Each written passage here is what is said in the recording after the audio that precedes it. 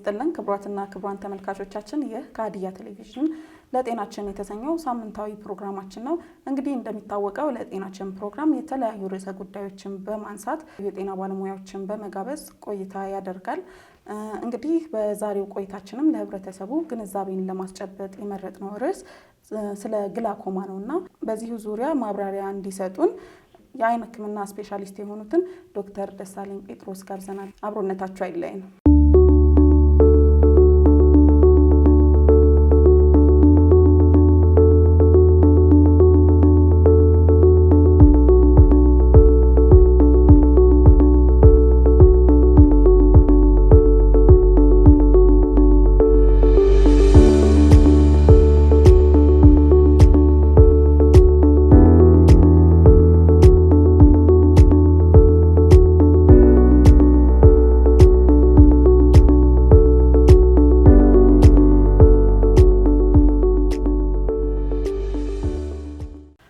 በቅድሚያ እንኳን ደህና መጡ ዶክተር።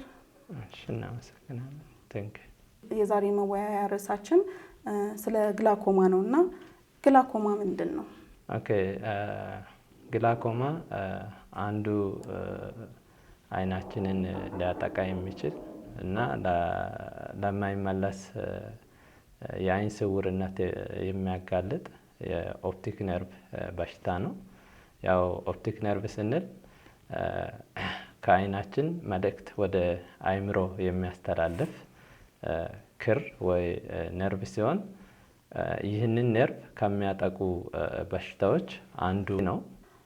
የግላኮማ ምልክቶቹ ምንድናቸው? ከሌሎች የአይን በሽታዎች ምልክቱ በምን ይለያል? እና ማን ናቸው ምልክቶቹ የሚሉትን? በብዛት ያው ግላኮማ ስንል ሰፊ ነው። ብዙ አይነት ግላኮማ አለው። አንደኛ በሚጀምርበት በእድሜ ክልል ስናይ በህፃናት ላይ የሚከሰት ግላኮማ አለ፣ ቻይልድሁድ ግላኮማ የምንለው። ሌላ ደግሞ በአዋቂዎች ላይ የሚከሰት ግላኮማ አለ፣ አዳልት ኦንሴት ግላኮማ የምንለው። ሌላ ደግሞ ከመንስኤው አንፃር ፕራይሜሪ እና ሴኮንደሪ ተብሎም ይገመታል። ፕራይሜሪ ስንል ከመነሻው እንዲህ ነው የሚባል የሚታይ አብኖርማሊቲ ሳይኖር ነርቭ ላይ ጉዳት ሊኖር ይችላል። ሴኮንደሪ የምንለው ደግሞ ተጓዳኝ የሆኑ ችግሮች ለግላኮማ ሊያጋልጡ ይችላሉ። ያ ተጓዳኝ የሆነው ችግር ለምሳሌ የአይን ምት ሊሆን ይችላል፣ ኦር የተለያዩ መድኃኒቶች መጠቀም ሊሆን ይችላል። ያው በኋላ ምን እንደሚያጋልጥ ስናወራ በደንብ የምናወራበት ጉዳይ ይሆናል። እና ከሌላ በሽታ የሚለየው በምንድን ነው? ሌላኛው ክፍፍል ክፍት አንግል ወይ ኦፔን አንግል ግላኮማ እና ዚግ አንግል ግላኮማ ብለንም ለሁለት ከፍለን ማየት እንችላለን። ይሄ ክፍት አንግል የሚባለው በጣም በብዛት ህብረተሰቡን የሚያጠቃ አይነት ግላኮማ ሲሆን ይህ አይነት ግላኮማ ብዙ ጊዜ ምንም አይነት ምልክት ሳይኖራቸው ለረጅም ጊዜ ይቆያሉ። ነገር ግን በድንገት አይነ ስውርነት እንዲያስከትል የሚችል የግላኮማ አይነት ነው። ስለዚህ ብዙ ጊዜ ሰዎች ምንም ምልክት ስለማይታይባቸው ለረጅም ጊዜ ህክምና ሳይታከሙ ወይ ሳይመረመሩ ይቆዩና በድንገት እይታቸውን ያጣሉ። እና ስለዚህ ምልክት ሳይኖረው ለረጅም ጊዜ ሊቆይ ይችላል። እና አንዱ እሱ ነው። ሌላኛው በተለምዶ ሳይለንት ቲፍ ኦፍ ሳይት ነው የሚባለው። ይሄ ማለት በድብቅ ያው የእይታ ሌባ ነው የሚባለው እና ሳይታወቅ እይታን የሚቀንስ ወይ አይነ ስውርነትን የሚያመጣ አይነት ግላኮማ ነው። ከዛ በተረፈ ሌላ ያው የእይታ መደብዘዝ እና ብዙ ጊዜ ብዙ ሰዎች የማያዩት ያው የእይታ አድማስ መቀነስ። ለምሳሌ ከጎን ተሽከርካሪ የሚነዱ ሰዎች ወይንም ከጎን የሚያልፈውን ነገር መለየት አለመቻል በብዛት መጀመሪያ የሚከሰተው። ከዛ ቀጥሎ ግን እይታ መደብዘዝ ይመጣል እና መጨረሻ ላይ ነው የፊት ለፊት እይታ ወይ ሴንትራል ቪዥዋል አኩዊቲ የምንለው መጨረሻ ላይ ነው የሚጎዳው። እስከዛ ድረስ ላያውቁት ይችላሉ። ሌላኛው ዚግ አንግል የምንለው ግን በድንገት የሚመጣ አይነት ግላኮማ ነው። ድንገተኛ ሕክምና የሚያስፈልገው ከባድ የሆነ የአይን መቅላት እና የአይን ህመም ከፍሎ ራስ ምታት ይኖራቸዋል ወይንም ሙሉ ራስ ምታትም ሊኖራቸዋል። ከዛ ማጥወልወል ወይም ማቅለሽለሽ ስሜት ይሰማቸዋል እና አልፎም የማስታወክ ስሜት ሁላ ይሰማቸዋል እና የዛኔ ሲሆን ያው ድንገተኛ ነው። ለድንገተኛ አይነ ስውርነት የሚያጋልጥ የግላኮማ አይነት ነው የምንለው። ይሄ ያው አንግል ክሎዠር ግላኮማ እንለዋለን። እና እነዚህ ምልክቶች በብዛት አዋቂዎች ላይ የሚታዩ ምልክቶች ናቸው። ግን ህፃናት ላይ ሲሆን ይለያያል። በእድሜ ክልል ግላኮማ በብዛት አዋቂ ላይ የሚከሰት በሽታ ቢሆንም ህፃናትንም የሚያጠቃ በሽታ ነው እና ህፃናት ሲወለዱ በዚህ በሽታ ሊጠቁ ይችላሉ። ኦር ከተወለዱ በኋላ ከአንድ ዓመትም ይሁን ከአንድ ዓመት በላይ ያሉ እድሜ ክልል ላይ ያሉ ወይ በየትኛውም እድሜ ክልል ያሉ ህፃናት ይጠቃሉ። ግን ምልክቶቹ በእድሜ ክልል ይለያያል። ብዙ ጊዜ ህፃናት ላይ የሚታየው የግላኮማ ምልክት አሁን በተለምዶ ወይ አሁን ካልናቸው ምልክቶች ለየት ይላል። አንደኛው 3 ምልክት አለ። ያው ትሪያድ ነው የምንለውና በብዛት ብርሃንን ማየት ይፈራሉ። ብርሃን ሲያዩ አይናቸውን መጨፈን ፎቶፎቢያ የምንለው። ሌላ ደግሞ እንባ ያነባሉ። ያው ኤፒፎራ እንላለን። ብዙ ጊዜ ህፃናት እንባ የሚያነቡ ከሆነ መመርመር አለባቸው። ከዛ በተጨማሪ የአይን ኪዳን መርገብገብ ወይንም ብሌፋሮስፓዝም የምንለው እንዲህ ማጥበብ ወይንም መርገብገብ ስሜት ሊታይባቸው ይችላል እና ያ የሚሆን ከሆነ አንዱ መንስኤው ግላኮማ ሊሆን ስለሚችል መመርመር ይኖርባቸዋል። ከፍ ሲሉ እና ደግሞ ሳይታከሙ ሲቀሩ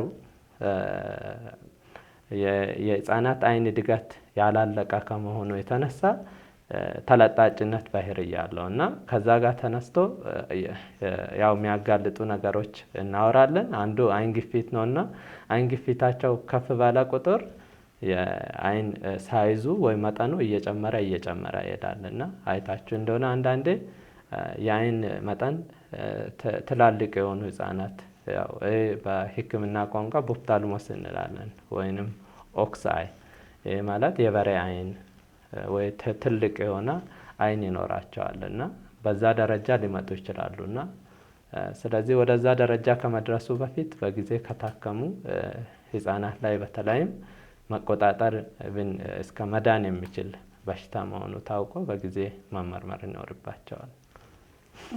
እሺ መልካም። እንግዲህ ተመልካቾቻችን እየተወያየን የምንገኘው ስለ ግላኮማ ነው። ግላኮማ አብዛኛውን ሰው የሚያጠቃ የአይን በሽታ ነው። ታዲያ በዚህ ጉዳይ የአይን ህክምና ስፔሻሊስት የሆኑትን ዶክተር ጴጥሮስ ደሳለኝ ጋብዘን ከእሳቸው ጋር ቆይታ እያደረግን እንገኛለን። ዶክተር እንግዲህ ምልክቶቹ እንደ የግላኮማ አይነቱና ደረጃው እንደ እድሜ ክልሉ የተለያየ ነው እና ግላኮማ ማንን ያጠቃል በይበልጥ የሚለውን። ለግላኮማ ያው ሁሉም ሰው ተጋላጭ ሊሆን ይችላል። በብዛት እድሜያቸው ከፍ ያሉ ሰዎች ናቸው ተጋላጭ የሚሆኑት። ግን ህፃናትም ጾታም ቢሆን ወንድንም ሴትንም ሊያጠቃ የሚችል በሽታ ነው። ግን የሚያጋልጡ ነገሮች ወይ ሪስክ ፋክተር የምንላቸው ምንድነው የሚለውን ያው ለማብራራት ስንሞክር በዋናነት የአይን ግፊት አለ። የአይን ግፊት ከፍ ሲል ያጋልጣል። ስለዚህ ይሄ የአይን ግፊት ከፍ በሚልበት ጊዜ ኦፕቲክ ነርቭ ወይ ሁለተኛ ነርቭ ላይ ጉዳት በማድረስ አይነ ስውርነትን ሊያስከትል ይችላል። ሌላኛው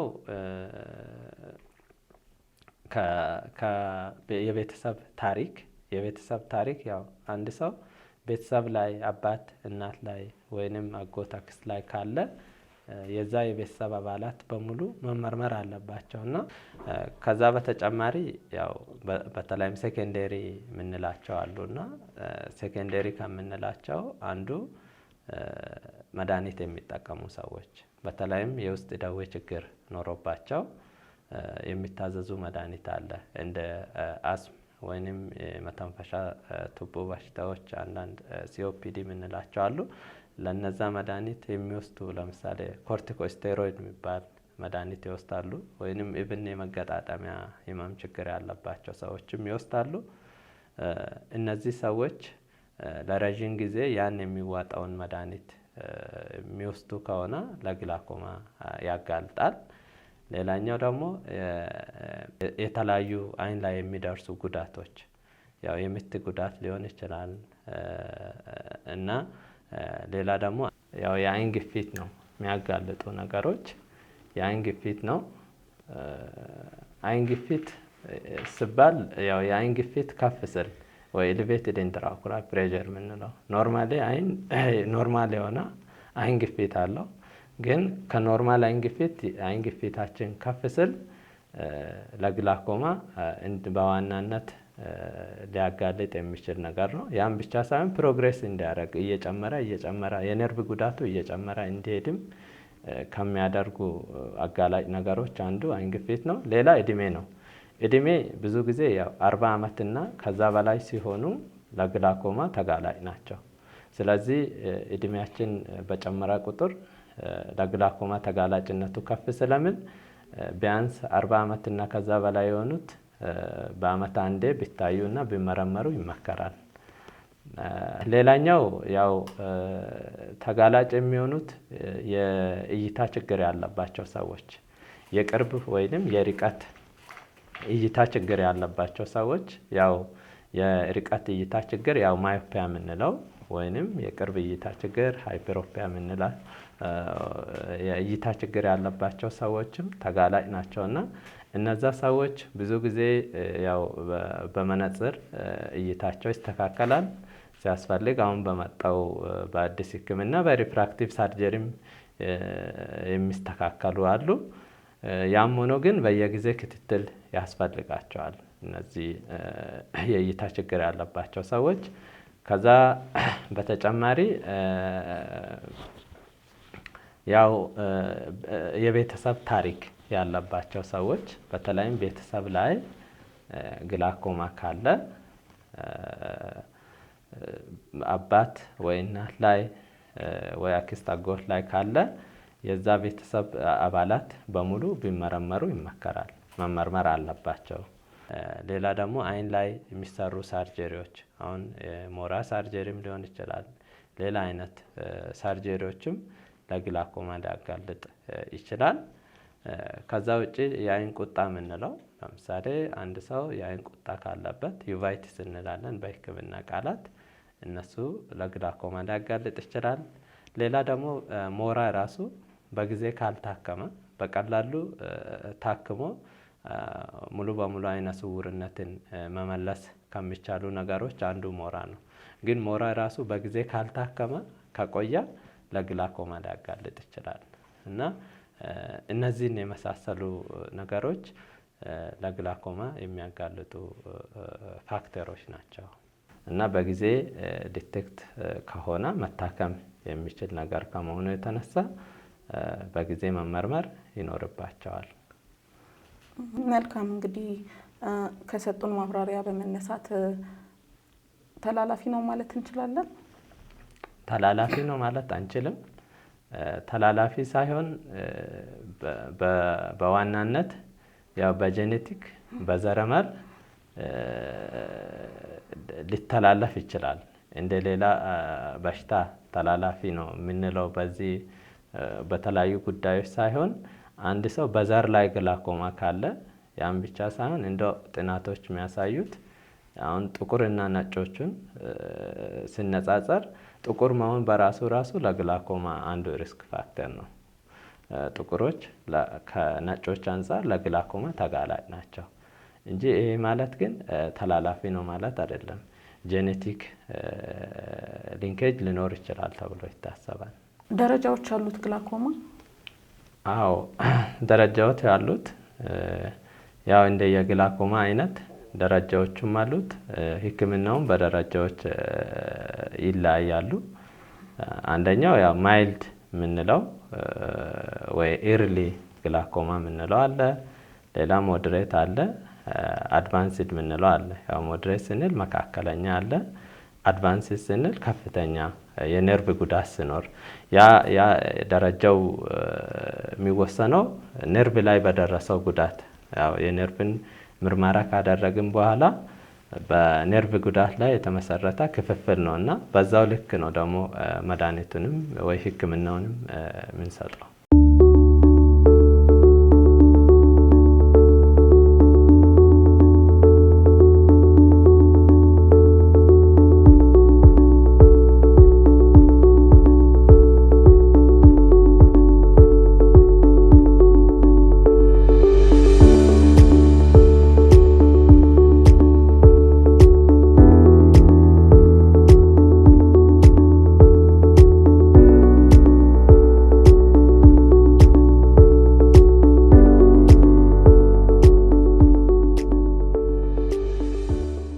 ተመልካቾቻችን ዛሬ ስለ ግላኮማ እየተወያየን እንገኛለንና ከፕሮግራሙ የተለያዩ ግንዛቤዎችን እያገኛችሁ እንደሆነ ተስፋ እናደርጋለን።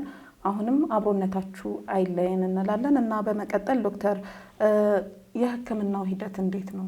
የሕክምናውን ሂደት ስናወራ ሕክምናውን ሂደት ያው ከፋፍለን ማውራት እንችላለን። አንደኛው በመድኃኒት ማከም እንችላለን። ያው አንደኛው ስለ በሽታው ግንዛቤ መፍጠር አለብን ለታካሚዎቻችን። አንዱ የሕክምና ሂደት ነው። ሁለተኛ ያው በመድኃኒት ልናክመው እንችላለን። ያው መድኃኒቱ አይናችን ላይ በሚደረጉ ጠብታዎች ወይንም እንደ ግላኮማ አይነት የሚዋጥ ኢቭን የሚወጋ መድኃኒትም ሊሰጥ ይችላል። ከዛ ውጭ ደግሞ በዋናነት የኛ ዓላማው ያው ግላኮማ የማይመለስ አይነ ስውርነት የሚያስከትል ስለሆነ ዋንስ አንድ ሰው እይታውን ካጣ የማይመለስ ነውና በተቻለ መጠን ኤርሊ ከመጡ የአይን ግፊታቸውን በመቆጣጠር የነርቭ ጉዳት ባለበት እንዲቆም ማድረግ ነው የሚሆነው ዋናው የሕክምና ዓላማ። ስለዚህ ይህንን ለማድረግ የምንጠቀመው አንዱ የመድኃኒቶች ናቸው። ከዛ ውጭ ደግሞ ሌላ ያው የጨረር ሕክምና ሌዘር ሰርጀሪ የምንለው አለ። የጨረር ሕክምና ተጠቅመን የአይን ግፊታችንን መቆጣጠር እንችላለን። ሌላኛው ደግሞ በቀዶ ጥገና ወይ በሰርጀሪ ኢንሲዥናል ሰርጀሪ የምንለው አለ። በሰርጀሪም መቆጣጠር ወይንም እንደ አስፈላጊነቱ መድኃኒት ተጠቅሞ በመድኃኒት በሽታው ፕሮግሬስ እያደረገ የሚሄድ ከሆነ መቆጣጠር ካልቻል ነው ክትትል ያው ስለሚያስፈልግ ክትትል በሚያደርጉበት ወቅት በየጊዜ ይታያሉና ያ ፕሮግሬስ ካረጋ ያው በኦፕሬሽን ወይ በሰርጀሪ ማስተንፈስ ወይንም የአይን ግፊታቸውን መቆጣጠር ይቻላል። ከዛ በተጨማሪ አሁን አዲስ የመጡ የሕክምና አይነቶች አሉ፣ ሚክስ ይባላሉ። ይሄ ማለት ያው ሚኒማሊ ኢንቬሲቭ ግላኮማ ሰርጂካል ዲቫይሶች ናቸው። የተለያዩ መሳሪያዎች አይናችን ውስጥ ያው ትናንሽ መሳሪያዎች ናቸው በማስገባት የአይናችን ውስጥ ያለው ፈሳሽ ማውጫ እንዲያገኝ ማድረግና ግፊቱን የመቀነስ ሰርጀሪም መስራት ይቻላል። እና እኚህ ያው አንድ የሕክምና ሂደቶች ናቸው። ከዛ ውጭ በዋናነት ክትትልም አንዱ የሕክምና ሂደት ነውና ሁሌም ቢሆን ግላኮማ ያለበት ሰው መከታተል ያስፈልገዋል፣ መታየት አለበት። የእይታ ሁኔታ፣ የእይታ አድማስ፣ የአይን ግፊትና የነርቭ ሁኔታ በየጊዜ እየታየ በግላኮማው ደረጃና መጠን እየታከሙ ይሄዳሉ። በዛው ልክም እይታቸው ሳይጎዳ ለረጅም ጊዜ መቆየት መኖር ይችላሉ።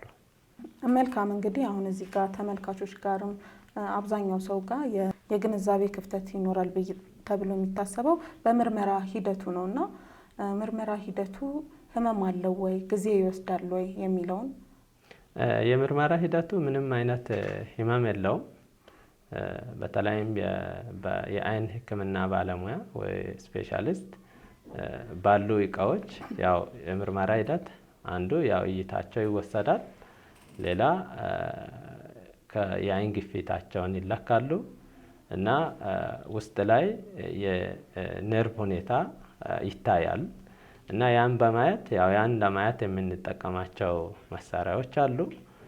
በዛ ሂደት ምንም አይነት የሚያስጨንቅ የሚያስቸግር ህመም ውስጥ የሚያስገባ ምርመራ ምንም የለውም እና የምርመራ ሁኔታ ምንም አይነት ችግር የማያስከትል መሆኑን አውቆ ህዝቡ ቢታይና ቢመረመር ቆንጆ ነው ብዬ አስባለሁ። መልካም። እንግዲህ የህክምና ወይ የምርመራ ሂደቱ ለህፃናት ሲሆን ለአዋቂዎች ሲሆን ይለያያል? በተለይም ለህፃናት ሲሆን ስፔሻሊ ከህፃናት የምርመራውን ለማድረግ በተለይም ጨቅላ ህፃናትና ስፔሻሊ ከ6 እስከ 8 ዓመት በታች የሆኑ ህፃናት በብዛት ኮምፎርቴብል ላይሆኑ የሚችሉትን ማደንዘዣ ተሰጥቶ ነው ምርመራ የሚደረግላቸው። ማደንዘዣ ተሰጥቶ በአጭር ጊዜ ውስጥ ሙሉ ምርመራ ይደረግላቸዋል። እንደ አስፈላጊነቱ ደግሞ አንዱ የህፃናት ህክምናውም እንደ ሌሎቹ በጠብታ አይደለም። መጀመሪያውኑ እንደመጡ ሳርጀሪ ነው የሚመከራቸው። አንግል ሳርጀሪ ይባላል። ኖርማሊ ያ ሳርጀሪ በዛው በምርመራ ሂደት ላይ በትክክልም ግላኮማ መሆኑ ከታወቀ በዛው ተሰርቶ አጭር ጊዜ ውስጥ ይወጣሉ ማለት ነው። መልካም። እንግዲህ ግላኮማ ታክሞ መዳን የሚችል በሽታ ነው? ግላኮማ እንደ ሌላው በሽታ የሚድን ነው ማለት አንችልም። ነገር ግን ቶሎ እና በጊዜ ከታወቀ እዛው ማቆም የሚቻል በሽታ ነው። ምክንያቱም በተቻለ መጠን ፕሮግሬሽኑን መቀነስ እንችላለን ነው። አንድ ሰው ግላኮማ ኖሮት ሳይታከም ከቆየ በፍጥነት እየጨመረ የነርቭ ጉዳቱ እየጨመረ ይሄዳል፣ አይነ ስውርነትን ያስከትላል። ነገር ግን መጀመሪያ ቀድሞ ከታወቀ ኤርሊ ከታወቀ ህክምና አለው። በዛው ልክ የነርቭ ጉዳቱም እንዳይቀጥል የአይን ግፊቱ እየጨመረ እንዳይሄድ የአይን ግፊታቸውን ከተቆጣጠርን ፕሮግሬሱን መቀነስ እንችላለን እና ታክሞ ባይድንም በዛው ባለበት እንዲቆይ ለማድረግ ህክምና መስጠት ይቻላል። መልካም። እንግዲህ ግላኮማን ከመከላከል አንፃር ምን አይነት ቅድመ ጥንቃቄዎች ማድረግ ይቻላል? መልካም። የግላኮማ መከላከል ቅድም እንዳልነው ዋናው መመርመር ነው። አንደኛ ህፃናት ሲወለዱ፣ ምክንያቱም በጊዜ ከታወቀ መታከም የሚችል ነገር ነው ብለን አውርተናል። ስለዚህ ህፃናት ሲወለዱ ቢታዩ ቆንጆ ነው ተብሎ ይታሰባል። በ1 ዓመታቸው እንደዚህም ትምህርት ቤት ከመግባታቸው በፊት እና ትምህርት ቤት ከጀመሩ በኋላም ቢታዩ አይናቸውን ቢመረመሩ ይመከራል። ሌላ ለአዋቂዎች 40 ዓመትና ከዛ በላይ ሲሆኑ ቢያንስ በአመት አንዴ አይናቸውን ቢታዩ ቢመረመሩ መልካም ነው ተብሎ ይታሰባል። መልካም። እንግዲህ ተመልካቾቻችን ቆይታ እያደረግን ያለነው የአይን ህክምና ስፔሻሊስት ዶክተር ከሆኑት ዶክተር ጴጥሮስ ደሳለኝ ጋር ስለ ግላኮማ ግንዛቤ የሚያስጨብጥ ቆይታ እያደረግን እንገኛለን።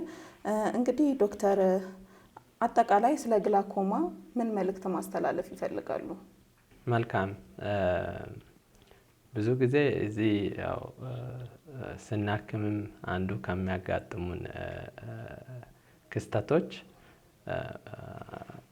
ብዙ ጊዜ ህዝቡ ግላኮማን እና ትራኮማን አንድ ላይ የማየት ነገር ይታያል እና ትራኮማ ስንል የአይን ኢንፌክሽን ነው። አንዱ ከብዙ አይነት አይን ኢንፌክሽኖች ውስጥ አንዱ የአይን ኢንፌክሽን ነው። በክላይመዲያ ትራኮማይቲስ በሚባል ባክቴሪያ የሚመጣ የአይን ኢንፌክሽን ነው። ይህ ኢንፌክሽን የአይን ቆባችንን ሊያጠቃ ይችላል።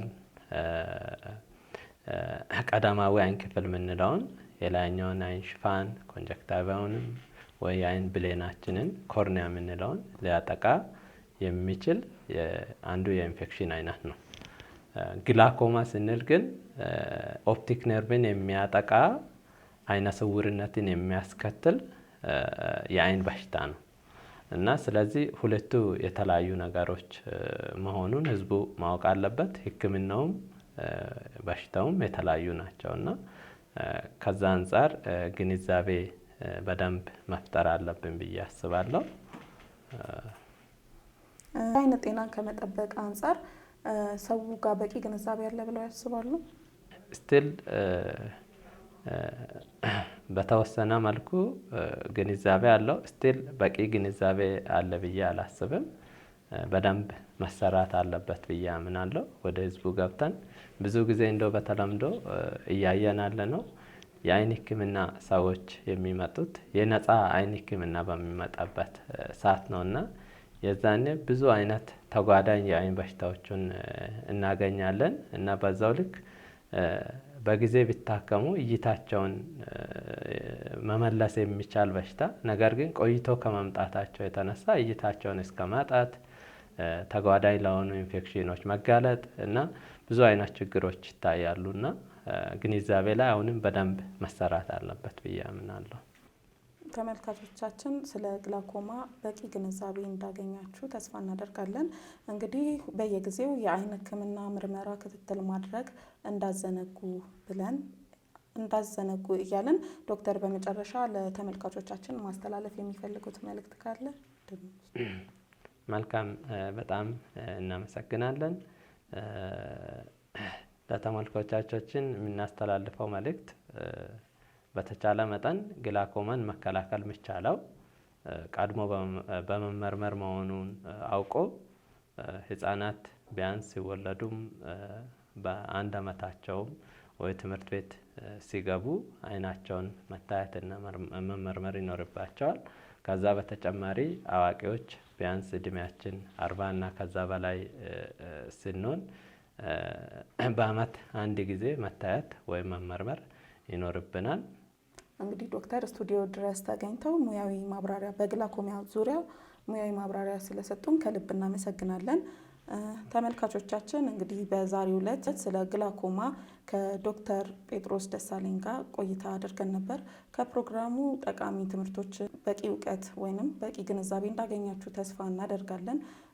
እንግዲህ ቀደም ሲል ዶክተርም እንደገለጹት በየጊዜው የአይን ህክምና የአይን ምርመራ ማድረግ ክትትል ማድረግ አስፈላጊ ነው እያልን የዛሬው ርዕሰ ጉዳያችንን በዚሁ እናጠናቅቃለን። ሳምንት በሌላ ርዕሰ ጉዳይ እስከምንገናኝ ድረስ በጤና ይቆዩ።